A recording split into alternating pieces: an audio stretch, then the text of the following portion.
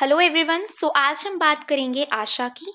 ये grass root level workers होते हैं। इनकी फुल फॉर्म है, आशा की फुल फॉर्म होती है एक्रेडिटेड सोशल हेल्थ एक्टिविस्ट। ये सोशल हेल्थ एक्टिविस्ट होते हैं जो ग्रास रूट लेवल पे वर्क करते हैं, मतलब सब सेंटर, पीएचसी, इन सेंटर्स पे ये वर्क करते हैं।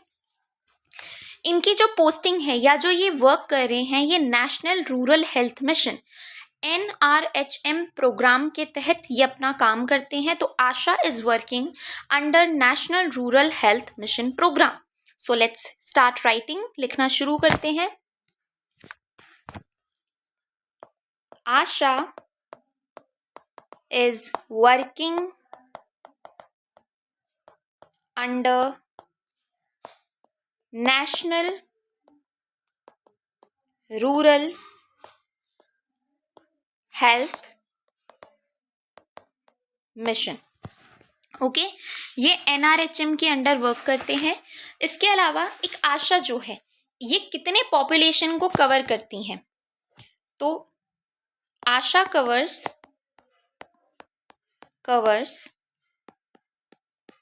1000 पॉपुलेशन। 1000 की पॉपुलेशन पे, यानी 1000 पॉपुलेशन पे एक आशा काम करेगी। इसके अलावा she must be resident of concern village. जिस विलेज में वो वर्क करेंगी वो उसी विलेज की रेजिडेंट होनी चाहिए, वो उसी विलेज की या उसी एरिया की रहने वाली होनी चाहिए। ऐसा क्यों? वाई? ऐसा इसलिए कि भाई अगर कोई भी डिटेल है किसी फैमिली के बारे में या किसी इंडिविजुअल के बारे में या उस एरिया के बारे में, वो उस वहाँ का जो रेजिडेंट है वो ही सबसे अच्छे तरीके से जान सकता है। तो NRHM के अंडर ये क्राइटेरिया रखा गया कि जो आशा है, एक्रेडिटेड सोशल हेल्थ एक्टिविस्ट है, वो उसी एरिया की होनी चाहिए, उसी एरिया की या उसी विलेज की रेजिडेंट होनी चाहिए। ओके, ठीक है। दूसरी बात, she is supervised by female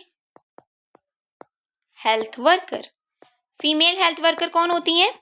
ANM. जो एएनएम होती हैं, जिन्हें हम फीमेल हेल्थ वर्कर के नाम से जानते हैं, वो इन्हें सुपरवाइज करती हैं। मतलब ये किसके अंडर में काम करती हैं? आशा किसके अंडर में काम करती हैं? एएनएम्स के अंडर में ये काम करती हैं। ओके, अब हम बात कर लेते हैं इनके कुछ रोल्स की। कुछ इंपॉर्टेंट रोल्स की हम बात करेंगे जो एक आशा को करने होते हैं। Roles of Asha.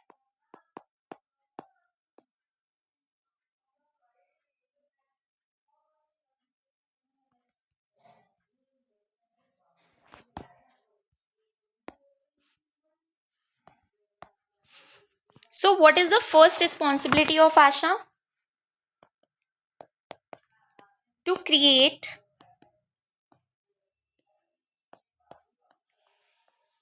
awareness in areas like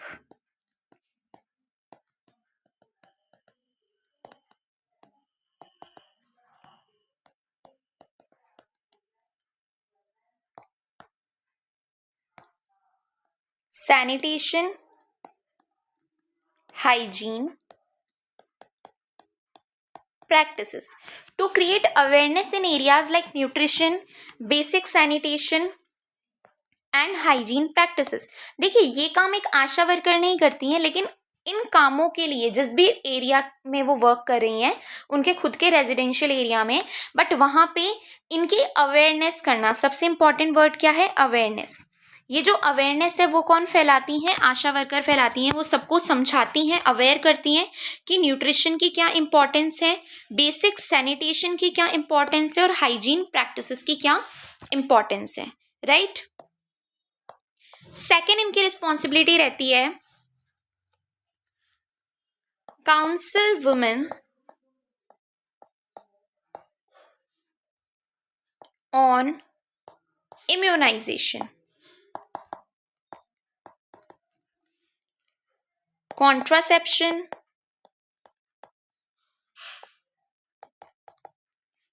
and prevention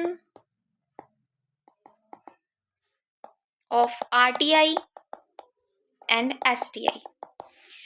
उस एरिया की जितनी भी वुमेन्स हैं उन्हें इम्यूनाइजेशन के लिए, यानी अगर वो प्रेग्नेंट है तो उन्हें जो 2 टिटनस के वैक्सीन लगेंगे 4 हफ्ते के गैप में, उसके लिए वो उन्हें इन्फॉर्म करेंगी। कॉन्ट्रासेप्शन के लिए जैसे फैमिली प्लानिंग प्रोग्राम के अंदर भी आशा वर्कर का बहुत एक इंपॉर्टेंट रोल रहता है। उन्हें कॉन्ट्रासेप्शन की, जो फीमेल्स हैं उन्हें कॉन्ट्रासेप्शन की जानकारी आशा वर्कर देती हैं। और prevention of RTI and STI, reproductive tract infection and sexually transmitted infection के लिए भी अवेयरनेस आशा वर्कर फैलाती हैं। आशा वर्कर जो है is a bridge between ANM and the village। जैसा कि मैंने आपको बताया, जो ANM है, जो फीमेल हेल्थ वर्कर होती हैं, वो सुपरवाइज करती हैं किसको? आशा वर्कर को।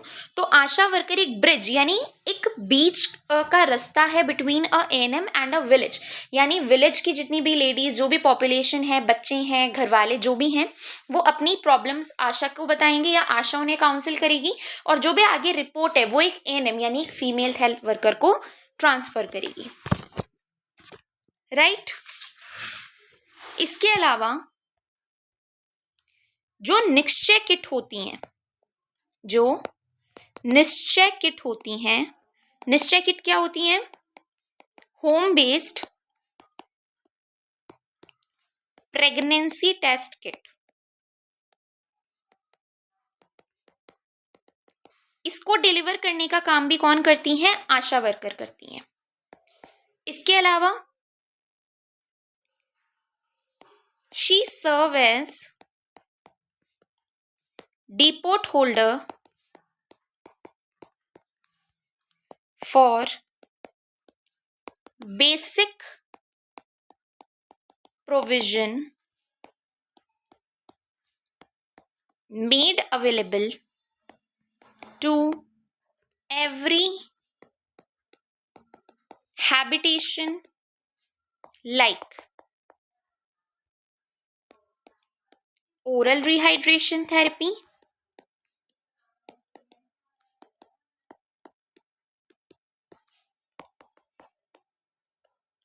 आयरन एंड फॉलिक एसिड, जो IF टैबलेट्स होती हैं, क्लोरोक्वीन, डिस्पोजेबल डिलीवरी किट,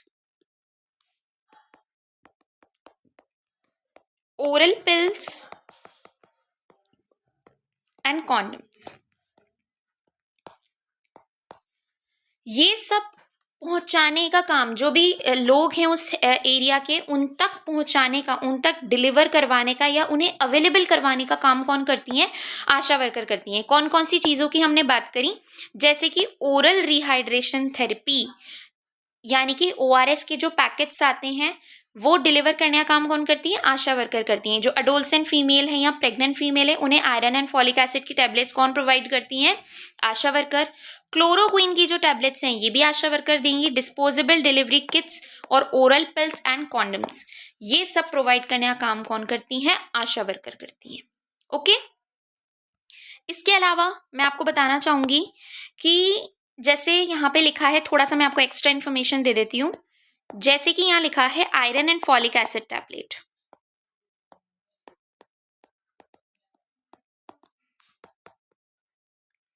तो पूरी प्रेगनेंसी के ड्यूरेशन में, जो पूरी प्रेगनेंसी का ड्यूरेशन होता है, लेट्स से ड्यूरेशन जो होता है वो होता है 280 डेज का। ठीक है, टोटल 280 डेज का प्रेगनेंसी का ड्यूरेशन होता है। मैं स्पेसिफिकली पहले आयरन की बात कर रही हूँ। तो 280 डेज का पूरा ड्यूरेशन रहता है प्रेगनेंसी का। और रिक्वायर्ड